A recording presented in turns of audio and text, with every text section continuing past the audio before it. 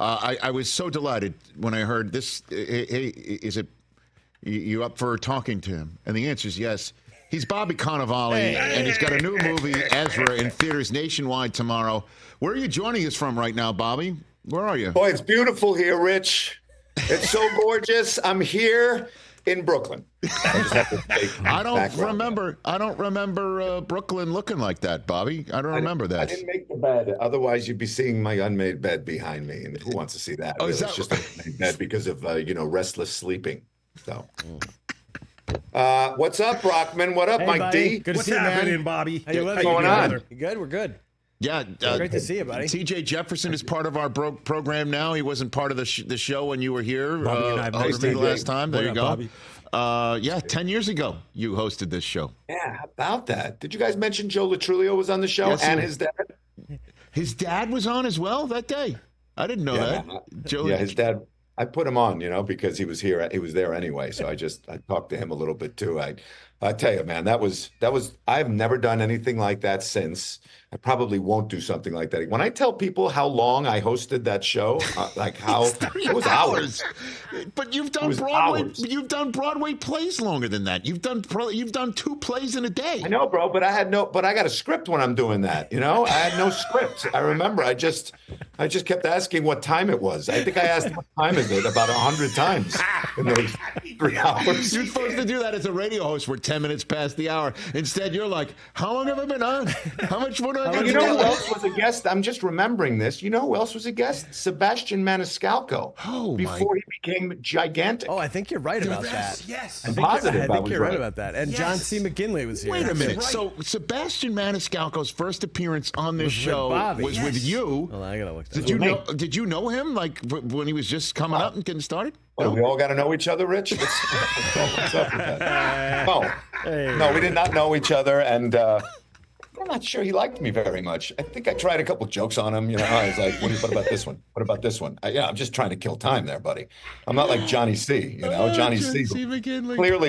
Clearly rehearsed, for weeks before he did your show. He had a jacket on. I did not know what I was in for, but it was fun. Now I know you did Glengarry Glen Ross with him on Broadway. That I know. You did that. I did. You and Johnny C. That was when that's when you and Pacino were doing Trotting the Boards there on Broadway. I remember that. That's right. I saw that. That's right. I was playing Ricky Roma to his Shelley Levine. And now you're doing this movie with De Niro, which is out in theaters near How you about tomorrow. that, huh? You and De Niro, Vera Farmiga, Rainn Wilson, Whoopi Goldberg, Rose Byrne, your wife.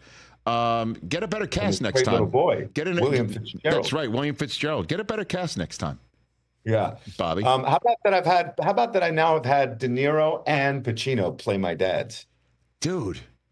What if I told you that when you're getting started? Hey, you're gonna have Pacino and your dad and De Niro play your father and stuff. Yeah, I would not have. I would have believed it, but I probably would have believed easier that Morgan Freeman was going to play my dad. So let's get to it here. Give me a good De Niro story. What do you got for me? What do you got for me, Bobby? I don't, man. I will say this, I worked on it. I worked on that movie, The Irishman, with Bob. Right. And first, let me go back because I never dreamed I'd even meet Bob De Niro. And then all of a sudden, he came to a play that I was in. So I thought, coincidence, he just came to see this play. But he came backstage and he said, and that was the first time we met. I did this play, I don't know, 15 years ago, and he came back. And then every play subsequently after that, he would come to. Mm. He's not like a verbally demonstrative guy. He's not like overly effusive at all. He doesn't speak in hyperbole. He's just like you would imagine, just a lot of facial expressions. Yes. You go, I know he likes me, he kept coming and coming. And he didn't have to say it. I could tell, he likes me. I think he likes me.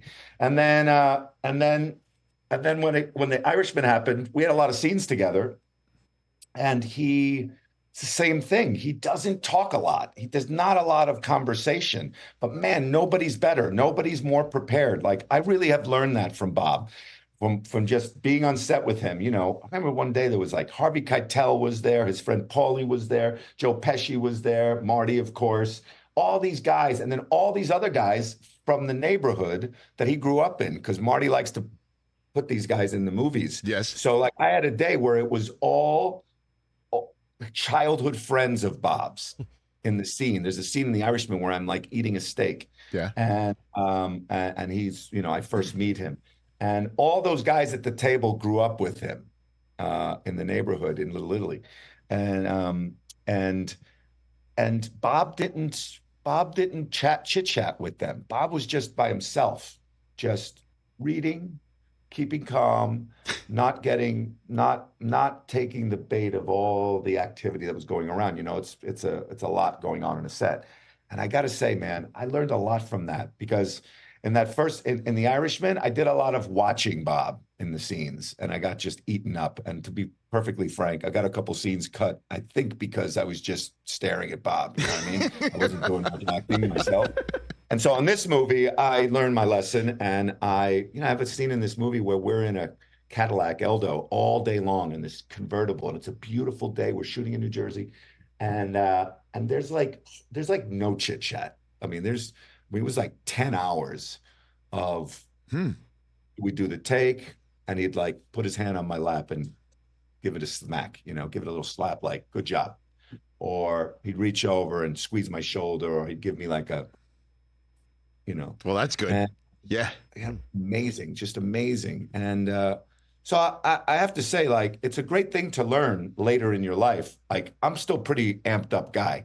And to dial it back and to just relax, I learned from the best. I mean, that guy, nobody more relaxed. There's a beautiful movie, Bobby, Ezra, and you play a stand-up comedian, and De Niro plays your dad. And your wife in real life playing your ex-wife, Rose Byrne here. And William Fitzgerald is a neurodivergent actor playing your son with autism. And I'll give you the floor on the rest of it here, on what happens. You're willing to reveal. Yeah, so when we find my character, I've just been fired from my job as a comedy writer for Conan and O'Brien for punching him in the balls. And so we learn pretty quickly that this guy is a pretty reactive guy and impulsive guy. And then we meet his son, who we learn is a very reactive and impulsive kid who's on the autism spectrum, and he's being expelled from his school. And my ex-wife and I disagree on what the next step should be. I don't think he should be medicated. She thinks we should consider it. I don't think he should go to a special needs school. She thinks he should. And I think that the world should just get used to his uniqueness. And so we failed to agree. And so in the middle of the night, I steal my dad's car, the Cadillac Eldorado, and I take off on a road trip with him. And I don't know what I'm going to do or where I'm going, but I'm going to try to figure it out with him. And that's the movie. And that is the movie, directed by Tony Goldwyn with Whoopi Goldberg in it. So that's a nice little ghost connection right there. And De Niro playing your dad, and you playing a dad yourself, trying to figure something out.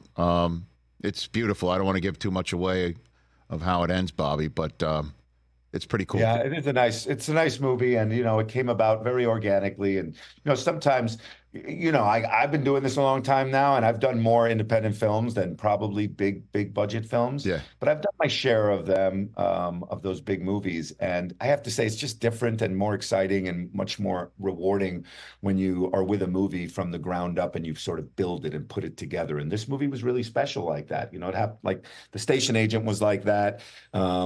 This movie took a while to make. It took us a long time to find William. We were committed to hiring a neurodiverse actor.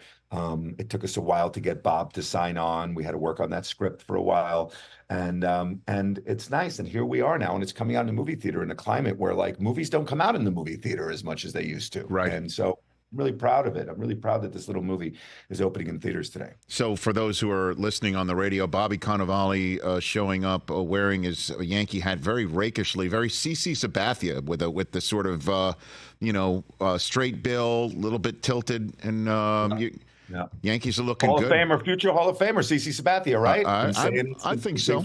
I think so. And Yankees winning with future Hall of Famer Juan Soto leading the way right now. I mean, it's pretty sweet. How about it, Rich? What do the Phillies have one game on us, right? Of all the teams. Took my youngest son last night to the game in Anaheim. I was there last night watching Luis Heel do his thing and crush it. He's got to be the pitcher of the month of May in Major League Baseball. It was great. It's pretty cool right now, Bobby. It feels good. Feels good. Very cool. We don't even have Ace One. That's true. Yet. That's right. And if Garrett Cole does come back at all, I mean, obviously that's what we call important, if not gravy on top. But it's pretty good. Yeah. Have you gone any games, or you just been too busy? Yeah, I did. I went to an Astros game that they lost. Unfortunately, that's the only one of the AC. It's the only one they lost to the Astros. Are you the cooler? Only one that they lost. Are you the cooler, Bobby? Are you? I think so. Okay. I think so. Damn, it was not a good game. Although Aaron Judge hit the hardest home run of the year, Major League home run, and I got to tell you, it was worth being there to hear that sound. All right, dude. It was like guttural. That home run, I never heard anything like that before, honest to God. And were you, what do you think of the Jets this season, Bobby? What are your 2 cents on that? As usual, I don't want to talk about it. Because you know what? I'm going to let QB1. I'll let QB1 do all the talking. How about that guy? Jesus Christ. Well, I just need him to get on the field, stay on the field, and lead us to victory. That's it. You know, I don't want to talk about whether I think Tariq Cohen is a great signing. I don't know. I don't know. I just want this guy. I just want Aaron Rodgers to stay healthy and do his thing. Right. And do his thing and be healthy. And of course, the first game's against San Francisco, which fields Leonard Floyd now, the guy who snapped his Achilles last year. So get to see him in night 1 on a Monday night, as if that's not a little old lang syne for you. But we'll see. We'll see what happens, brother. We will see. Yeah, that's all we can do, right? I mean, I feel like we exhausted all of the talk last season, right? Yeah. We exhausted it all. Oh my God, did they ever? We did the first and 10. I'm dating myself. We did the Hard Knocks. That's right. First and 10. You're right. Look at you. You are dating yourself with an HBO show. My gosh. My God. 10 might even predate Arliss. That's right. Arliss. I think so. Yeah, I think we exhausted all the talk. In fact, we should just rerun Hard Knocks from last year. Yeah, or just have Aaron Rodgers in a new taxi cab confession. You know what I mean? We could do that. Yeah. We could mix them all up. I don't know if we could pilot that one. No, you don't want to do that one. All right. So Ezra is in theaters nationwide tomorrow. Everyone should go see it. An incredible cast, a touching story. De Niro playing your dad. You got time to sneak in that park the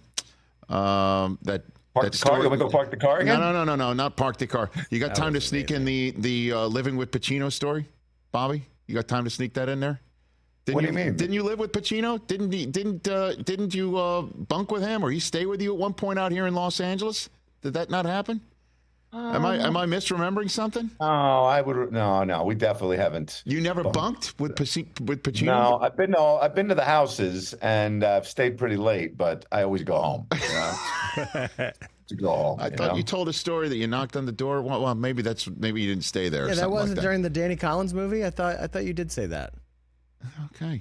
No, so I guess not. All right, so maybe we should park the car in the meantime. But I love him. I love him. I mean, I would if he wanted me to. I would spend the night. Okay. You know?